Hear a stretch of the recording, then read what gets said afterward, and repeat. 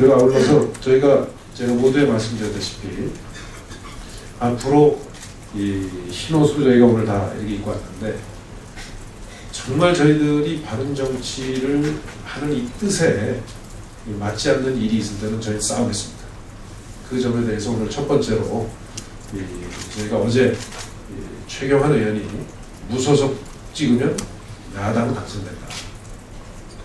공천 잘못했다는 것은 스스로 자인하는 건데, 그래서 앞으로 아마 이런 그 발표는 강승규 의원이 지리적으로도 가깝고 해서 전담을 해서 하겠습니다. 오늘 첫 번째로 강승규께서 발표를 해주시겠습니다.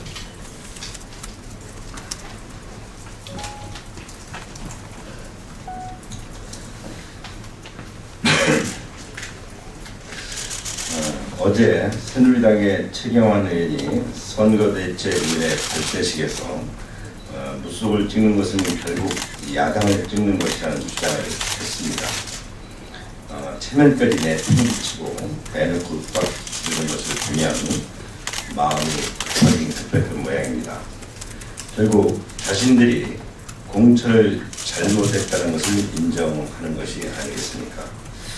원래 선대위 발표식이라는 것은 선거에 임하는 당의 자세, 비전, 핵심 공약 등을 설명하며 국민의 지지를 호소하는 자리입니다. 그런데 얼마나 자랑하고 내세울 게 없으면 다짜고짜 무소속 찍지 말라고 국민을 겁박하는 겁니까? 국민으로부터 정정당당하게 선택받기 위해 노력할 생각은 전혀 하지 않은 건가요? 지금 민심의 분노가 거세게 일고 있습니다. 집권 공당인 새누리당이 이렇게 해서는 안 된다는 것입니다. 어제까지 동지였던 사람들이 오죽하면 당을 떠나고 오죽하면 또 무소속으로 출마하여 고독한 싸움을 시작했겠습니까?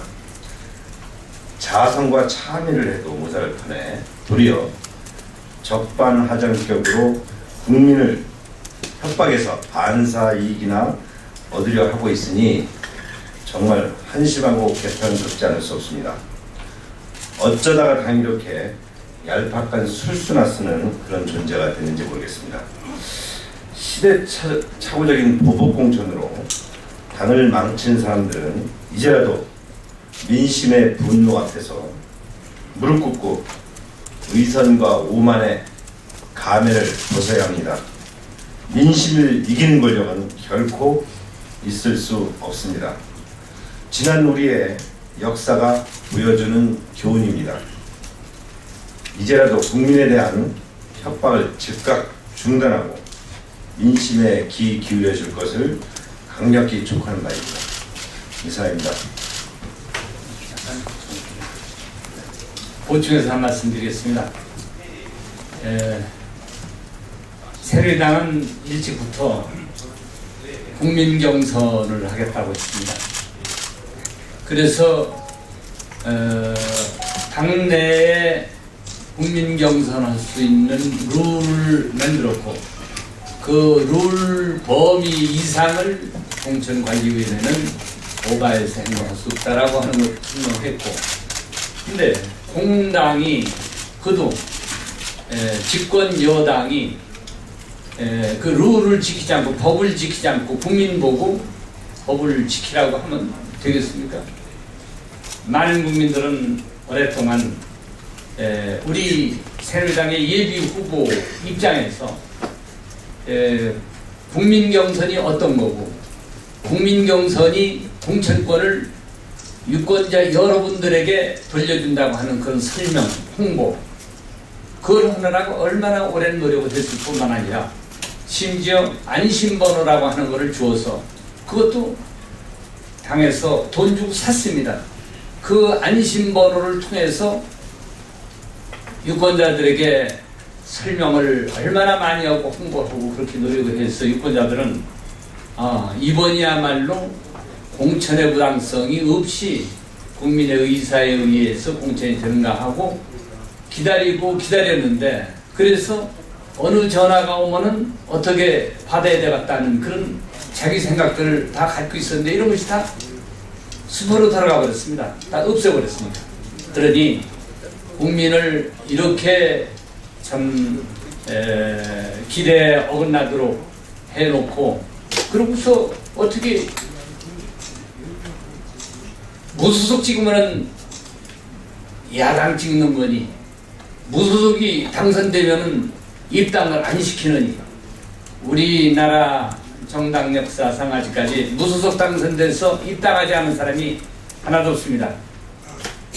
자기 소신이 절대적으로 입당하지 않겠다고 한 그런 사람 특별한 경우를 제외놓고는 다 정당에 입당을 했습니다. 뿐만 아니라 무소속에서 당선돼서 들어가면 정당에서 그 후 역할이나 회과를 훨씬 더 주어갔다면 현실인데 지금 이런 얘기를 하는 거는 그 자체가 지금 새누리당에서 공천 잘못당원을 시인하고 그로 인해서 표가 멀리 들 것 같아서 국민이 이반되는 것을 걱정을 해서 그런 얘기를 함부로 자꾸 하는 것 같아서 그것도 정말 국민을 아무것도 모르는 사람들로 이렇게 보는 평가절하하는 이런 것부터 여당이 바꿔야 된다고 생각을 합니다. 언론 여러분들께서 잘 참고해 주셨으면 고맙겠습니다. 이 공천과 관련해서 제가 잠시 개인적인 말씀 좀 드려야 되겠네요. 어제 이 보도에서 보셨다시피 우리 시민단체 300여 군데 시민단체 대표들이 모여가지고 투표를 해서 좋은 후보를 선정을 했습니다. 30일을. 네, 주셨습니다. 그래서 지금 거기에 이제 제가 무소속 후보인데 어제 우리 뽑혔어요. 제가 알기로는 뭐 이 내부에서 이 대표님들끼리 이 투표를 해가지고 표가 제일 많이 나왔다고 들었습니다. 그 내부에서. 근데 지역구에서 그 보도를 보고 많은 주민들께서 아니 이렇게 되는데 왜 공천을 도대체 못 받았느냐 이유 좀 설명해달라. 그 공천을 못 받은 이유를 설명할 수가 없어요. 그래서 제가 방송 다 보시지 않았습니까? 언론 다 보시지 않습니까? 그래서 이 시민들께서 또 유권자들께서 저는 정말 현명하고 깨어 계시다고 생각합니다. 깨어 계시다. 이 지금 무소속으로 나온 분들이 어떤 분들입니까? 경선의 기회를 위해서 엄청난 노력을 하고 준비를 하고 더군다나 현장에서 위원장을 하시고 되게 강연해가지고 선거 4년 전에 선거 결과를 수령하면서 4년 동안 정말 발로 뛰면서 지역구를 관리하고 또 유권자들을 뵙고 이렇게 했는데 한마디로 이번 그 공천이라는 이름을 저는 붙이기 싫습니다. 이번에 사천은 정말 당을 위해서 그동안에 당비를 내고 또 당을 지지해주고 당이 공정하고 투명한 이런 당이 되길 바랬던 이런 정말 당을 아끼는 분들에 대한 저는 사기라고 생각해요. 그런 걸 어제 느꼈습니다. 참고로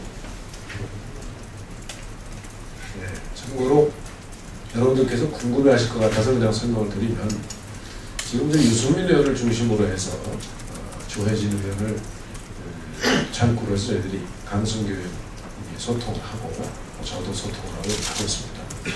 대체로 이 대구를 중심으로 한 대구 경남 부산 쪽에 지금 후보자들의 경우에는 아마 그 지역의 독특한 이런 분위기가 있기 때문에 그 실정에 맞는 나름대로의 지금 행동으로 이렇게 해나가고 있습니다. 이런 것에서 잘 보시다시피 문제가 있고 지금 수도권은 이제 저희들이 주축이 되고 이 자리에 안 계시지만 다른 분들하고 이렇게 지금 하고 있습니다.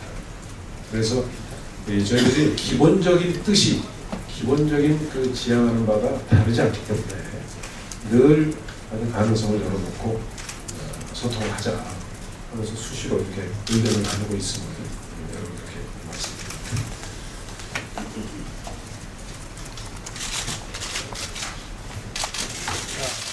그러더라.